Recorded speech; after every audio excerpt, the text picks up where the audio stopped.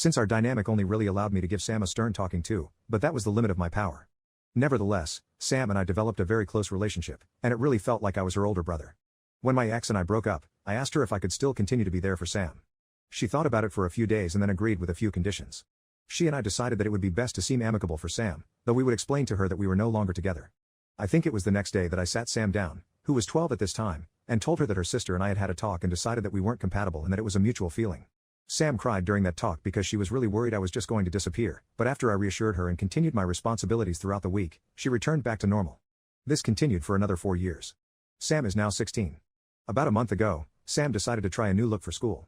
Since I took her to school in the mornings, I saw it the first time she wore it.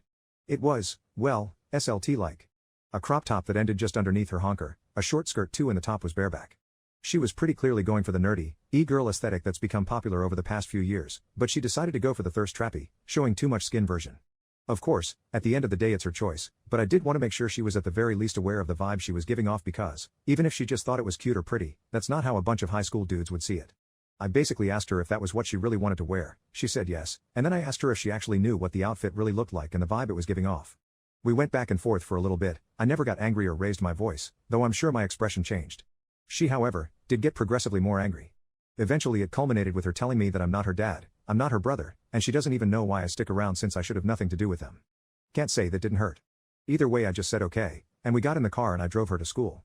I've always been a very straightforward person. Hell, the most indirect I've ever been in my life was probably the conversation about her outfit. Through the years, my demeanor has rubbed off on Sam, so that outburst seemed pretty indicative of the way she truly thought about me. I did consider that it could be a spur-of-the-moment mistake, but given the way we approach things, that seemed really unlikely, especially considering her coldness if not outright hostility in the days and weeks that followed. After that argument, I took those words to heart and started to make plans to start anew. Sam still needed transportation and whatnot, so I couldn't just drop everything and leave, even though that's what she wanted. Instead, I made sure to put things in order. I talked with my ex about what I intended to do and she said that it was my decision and that as long as Sam is cared for, that she supports me. Over these past few weeks, I've done a few things. First, I bought Sam a car. It's nearing 2 decades old, but it's in good shape and has had minimal problems. Obviously, I didn't want this to be something Sam felt guilty over or turn into something I could hold over her head, so I transferred everything into my ex's name since she would be paying for Sam's insurance anyway. She gifted her the car last week and I heard from my ex that she was extremely happy. Up to that point, I had still been chauffeuring Sam around with great awkward tension. Initially I tried to talk about the things I normally did, but she wasn't entertaining that, so instead I just became her driver and gave quick hellos and goodbyes and whatnot.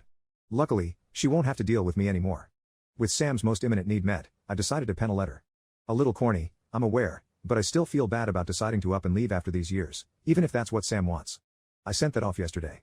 This isn't verbatim, but the sentiments were, I'm sorry about the way I handled the conversation and I apologize for any other misgivings you have about me. I heard about your ex giving you a car and I'm happy that she's such a good sister to you. Thankfully, she will continue to be there when I am not. I truly wish you the best. I said a few other things and the letter went on a little ways, but those were the big sentiments. Now I just need to find work in my field. Thankfully, it's about time I received a large promotion, so this actually comes at a decent time. It'll help that my job is pretty in demand even if I'll likely have to move some distance for it.